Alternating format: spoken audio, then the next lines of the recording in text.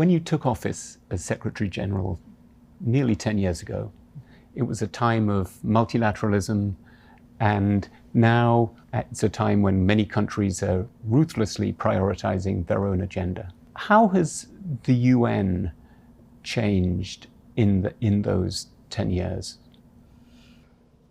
Well, the UN is a large number of things, and some people look at the UN as if it was a single entity, but it's a multiplicity of entities. First of all, in the center of the work of the UN is the Security Council. And the truth is that the Security Council became, during these 10 years, practically paralyzed by the geopolitical divides. The most obvious are the succession of vetoes of Russia in relation to the Russia and Ukraine, and the succession of vetoes of the US in relation to the Israel activities in the Middle East, and especially Gaza. But we have many other examples in which the Security Council has shown total lack of capacity to intervene, and with that intervention to create the conditions for the parties to conflict to understand that they need to stop. So a sense of impunity is now prevailing. And this is something that, of course, makes our life in the Secretariat of the UN extremely difficult, because our leverage in order to prevent conflict and in order to solve conflict is dramatically diminished by the fact that there is not a Security Council able to implement the measures that allow for countries to understand that they must behave. If not, they will be punished. On the other hand, we were able in the UN to be extremely active in a number of areas that I believe are crucial from the point of view of, I would say, the existential threats in our societies. First, climate.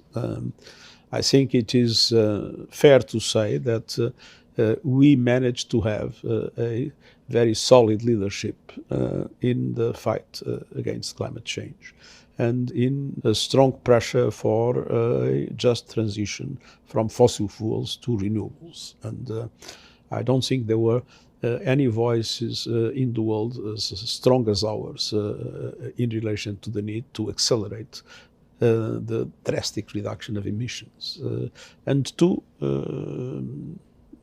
name and shame those that are not contributing to that. On the other hand, artificial intelligence, which was an area in which many people thought that the UN would never get involved. The truth is that we managed to have today the only international independent scientific panel on artificial intelligence that will be able to produce.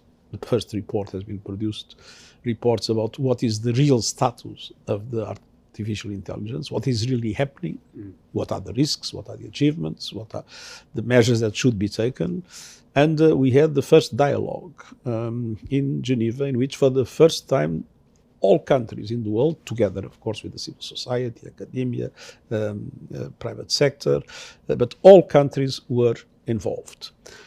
Until that moment, 111 countries never participated in any international body related to artificial intelligence. Then, on the other hand, we have all the agencies that around the world are distributing humanitarian aid or supporting development.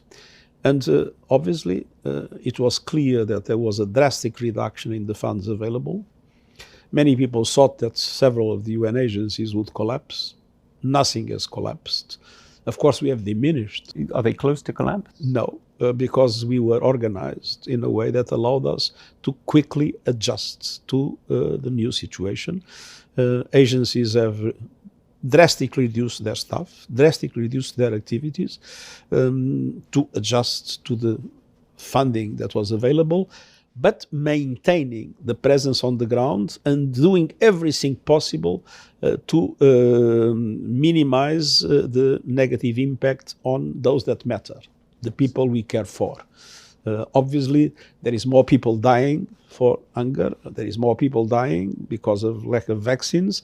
We are not being able to do as much as we were doing, but we kept all our activities on the ground in a moment in which, as it was clear, there was a drastic reduction of the funds available for humanitarian aid and for development cooperation. So you're going to be able to pay the wages of your staff in the autumn. Some people tell me that there's such a budgetary crisis that there's a problem on paying even salaries. Look, the truth is that with a huge volume of arrears, we have about $4 billion of arrears, we were able to keep all our activities going. We have just, in the budget for 2026, reduced the number of posts by 22%. I do not know any public institution in the world that does, in a budgetary transition, a reduction of 22% of the posts. And we did it without creating any negative impact in our activities, because we have prepared it 2 years in advance. Since we understood that very probably there would be a change in the American administration, we decided to prepare ourselves to a drastic reduction in the funding available. And so we organized our activities, we reformed the way we worked in order to be able to do almost the same, in some cases the same or even more of the same with less resources. And we were able, even if with financial rules that did not help at all to solve our liquidity problems, we were able to keep salaries paid every single month since the beginning until now, and they will be paid until the end of the year. And we were able to do everything that was in the exercise of our mandate. The big pressure on the budget has come from America, the largest contributor to your budget, of course. Every Secretary General in history has had sometimes a difficult relationship with America. Can you tell, how hard has it been working with this administration, which is so publicly anti-multilateralism? Well, let's be clear. The UN is 163 countries. And the UN has developed a doctrine in many areas that has the consensus of the overwhelming majority of the countries in the world on human rights, on development cooperation, on peace and security. And sometimes some governments change and are not in line with the majority, which is absolutely natural. What I can say is that in everything that was in our program, everything that was in our, I would say, doctrine, there has been no change.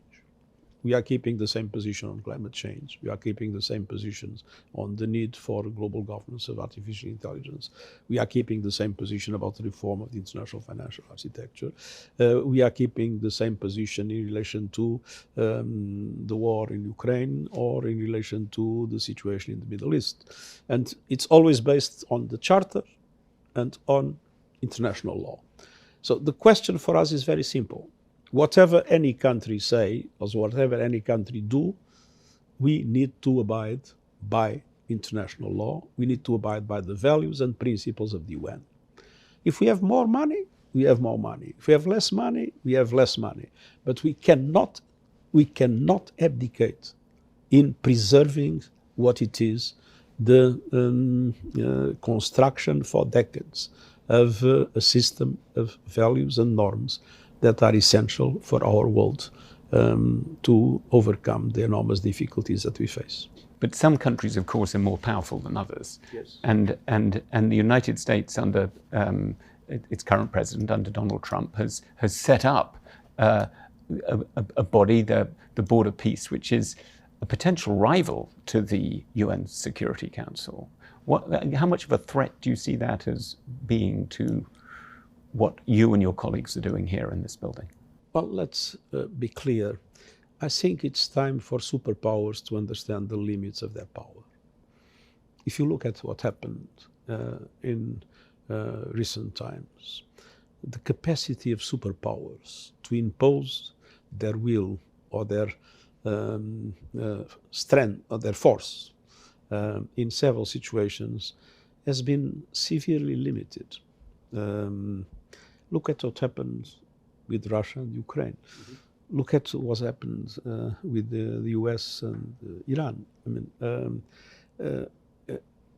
superpowers need to understand that things have changed. The weight of different countries has changed, and that inevitably will be having an impact in the way power relations are established. What for me is clear is that with all the difficulties that might exist, the truth is, if you look at what happens in Gaza, with the measures that were taken and you look at the progress that was made, let's be honest, it's not for the UN to be worried, it's for others to be worried about what they're doing. Do you think Donald Trump, based on your conversations with him and his colleagues, does he actually believe in the United Nations? Does he see a future for the United Nations? I think that there are many things that are happening nobody notices. In Western Sahara, the mediation is done simultaneously by the UN and the US. We cooperate very actively with the US in the Libya situation and in the Sudan situation. The US was asking the UN to play an important role in Haiti in support to the multinational force that will be created. So, I mean, sometimes there is a difference between what people say and what people do, between the rhetoric and the reality. And I have to say that, of course, with different perspectives in many areas, there has been an effective cooperation with the United States in several dimensions of our activity. And that there is a dialogue that will go on, because we need to have a dialogue with all member states. And the dialogue is much more needed when there is a difference of opinion. Mm-hmm, mm-hmm. One of the phenomena of the last 10 years that you have been experiencing at the UN is the rise of the middle powers. How do you see the new emerging world order? I see that as a very positive trend. I think we are moving clearly into a multipolarity. And the question is, are we going to build this multipolarity in a networked way, in which North and South, because it doesn't any more make sense to talk about the global North and the global South.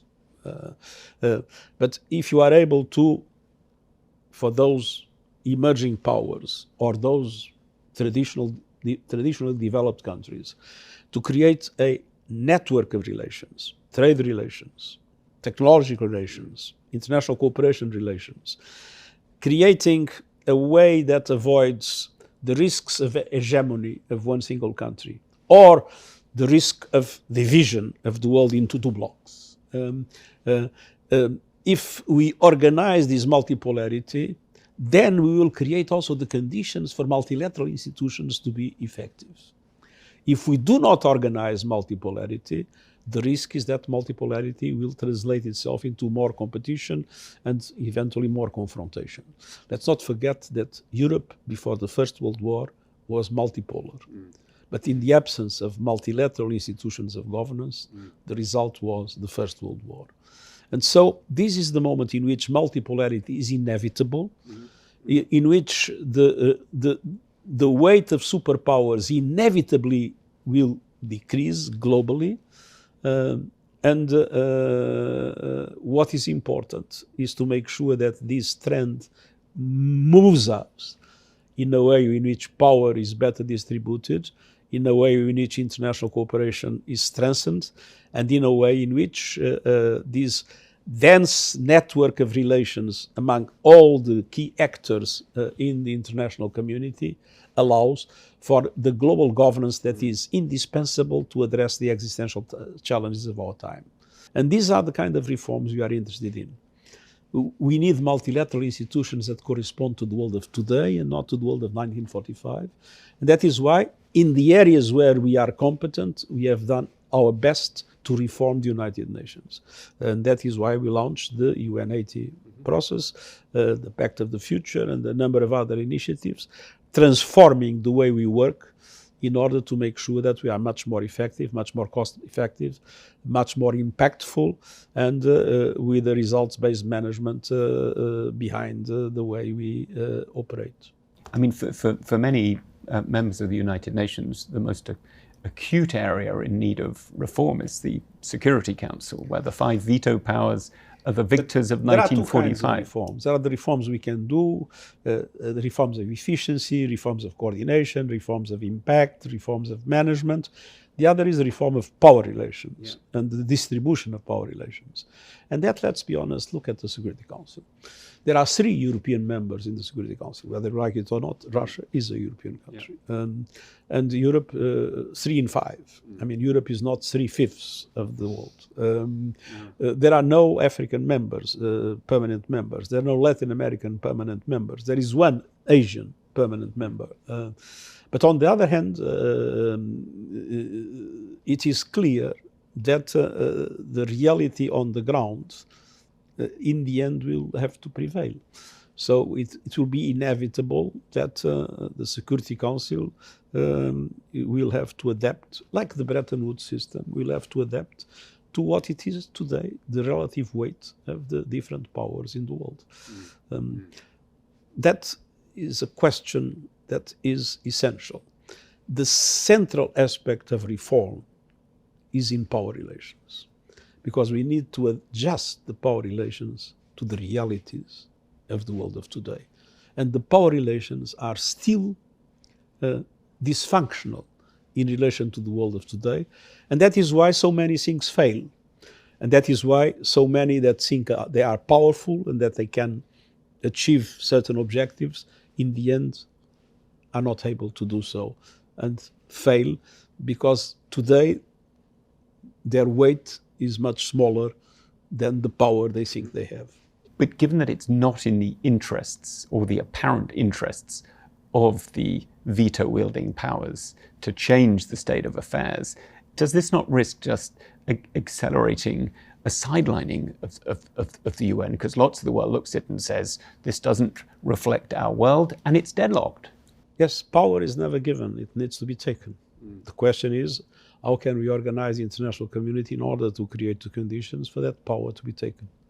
Do you have an idea? Well, I think that everything we are trying to do,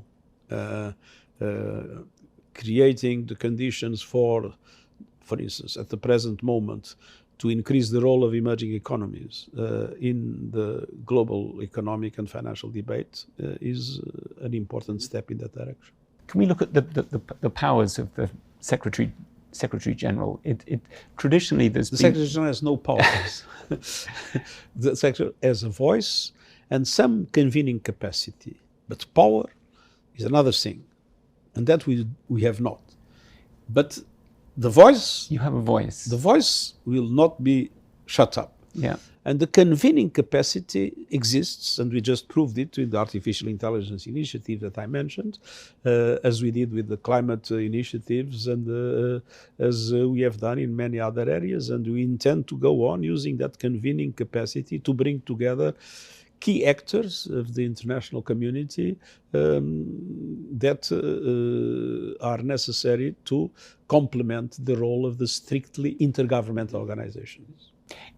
At the start of your first term, you talked powerfully about the need to be involved in preventative diplomacy and a lot about mediation. At the start of your second term, you shifted the priorities seemingly away from mediation. And some people have said that you moved too far from mediation. What do you say to that? That is not true. I mean, I just came from Cyprus. No, I mean, if there is a difficult mediation to make, that is the one. And we have a number of initiatives in a number of areas in which sometimes myself, but many times with my own envoys, and even with our missions, where we do a lot of mediation. The question is that because of the Security Council lack of capacity to come together in key issues, because of this sense of impunity, the leverage we have to have an effective mediation in the kind of conflicts in which we see now not only the parties to the conflict, but a number of other actors that are spoilers and that are undermining the possibility to have effective mediation, we see the difficulties of that mediation. And it's not only for us. For instance, the US has attempts of mediation in Lebanon and in Gaza or in Sudan, and we see, or in Libya, and we see that mediation today is extremely difficult, and the results are limited. But we are not giving up, and we go on doing everything we can, especially in the areas where we can still have some effective leverage. But the UN's voice does seem to have been quieter in some of these conflicts. No, that is not present. true. I don't think that anybody spoke more clearly in relation to, let's talk about the serious conflicts. Yeah. Nobody, I think, was so clear. Nobody else was more clear than us permanently in relation to the Russia-Ukraine conflict, saying since the first day that this was an invasion that was against the Charter and international law, and that any solution should be a solution that should respect the Charter, international law, and the territorial integrity of Ukraine. And we have been repeating it time and time again, as we have been seeing time and time again that having witnessed an absolutely awful and intolerable attack by Hamas in the 7th of October, what has happened in Gaza was totally intolerable, and what has happened afterwards in Lebanon was totally intolerable, and that the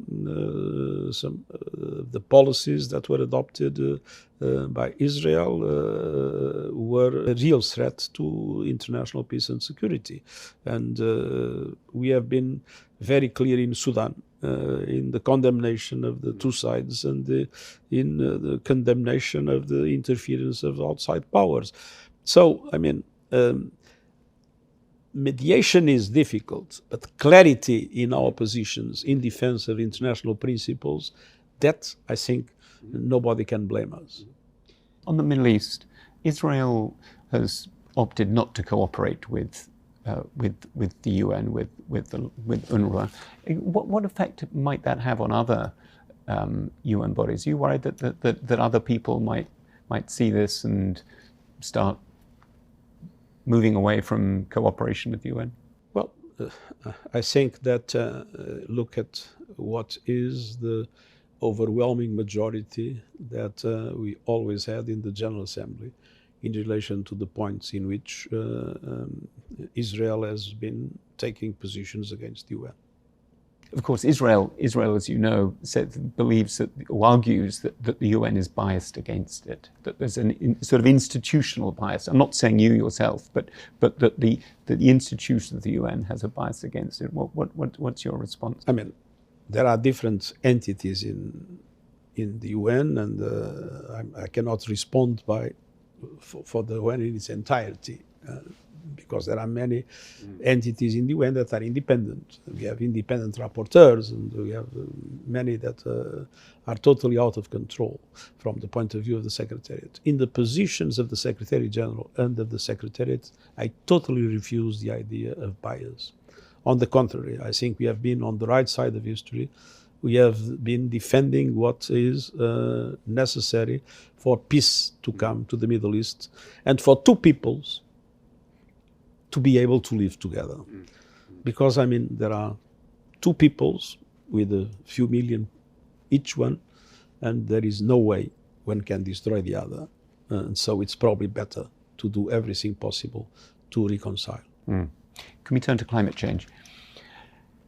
When you became Secretary General, there was huge momentum by governments around the world to meet the Paris commitments and so on.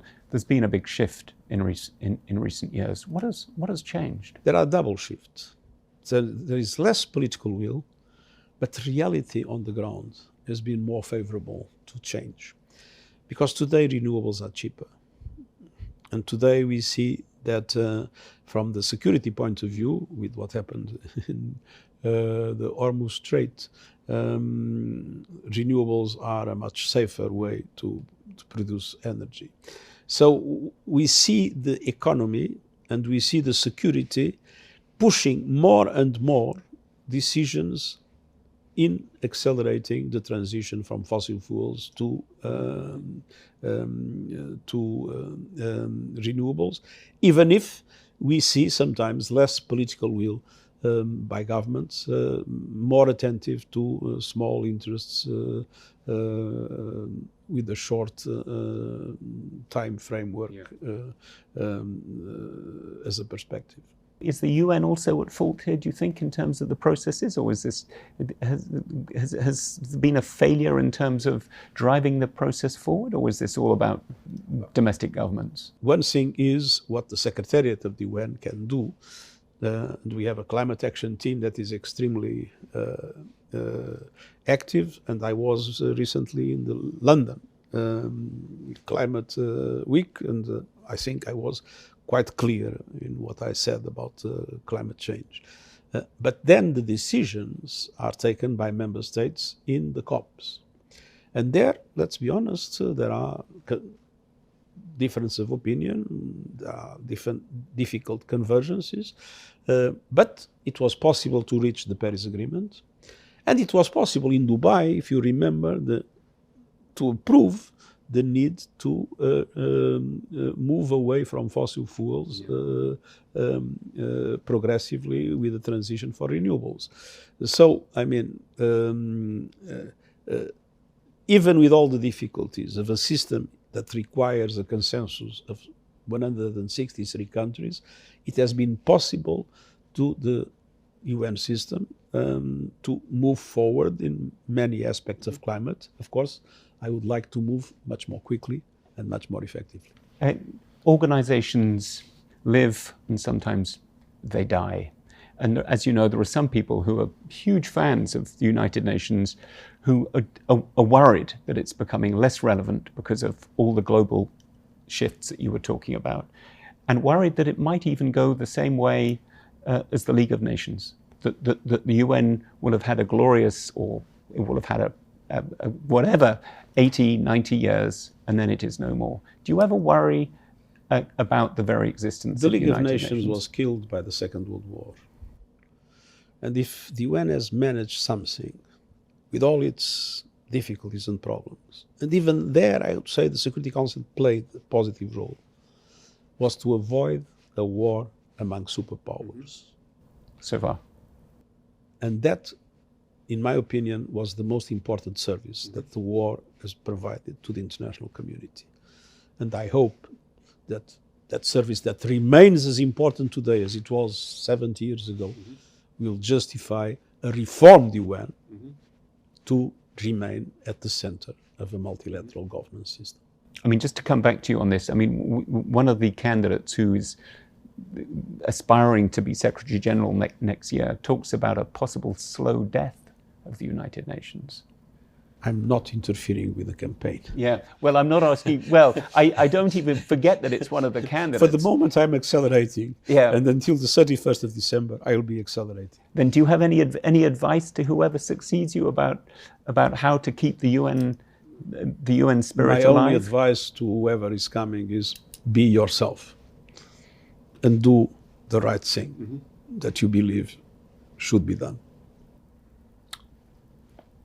Thank you very much. Thank you.